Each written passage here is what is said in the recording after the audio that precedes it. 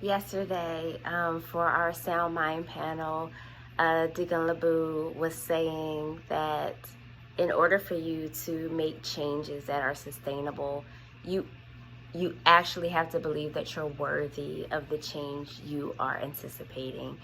And it made me think, and it is so true, that many of us want to make changes, but the thing that's stopping us from actually moving forward and doing things that are realistic and sustainable over time is that we don't believe we're worthy of it. Because if we did, we would intentionally and purposefully prioritize ourselves. And a lot of us spend more time investing into other people. We play savior to other people. We put ourselves aside to make sure other people are happy and comfortable. But that's an issue of identity, because you cannot invest so much into other people that you neglect your own self. It's an issue with self-worth.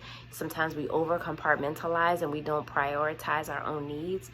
And when you do that, you're in danger. You run the risk of isolating yourself from your own destiny. I don't want that for anybody. A part of my job as a therapist is to encourage you, especially for those of you who are in the faith, to not just wait for things to happen for you. When God calls us, it requires our participation and you spending more time. And I'm not saying not to invest in other people, but when you do that to the neglect of your own purpose, you are out of order. It's very necessary that we intentionally and purposefully let God build our character, our identity, our self-worth in order for us to flourish and succeed in the ministry that God has called us to move and to walk in. Nothing else takes priority over that.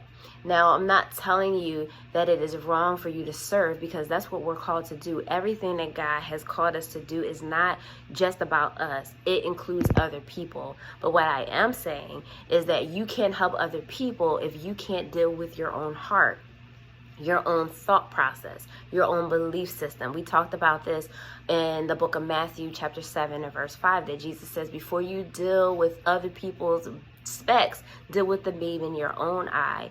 Self-accountability, self-worth, self-discipline, all those things are a part and a necessary part of you being able to be used by God, because he has to make you new. You have to become the change you are expecting and demanding from other people.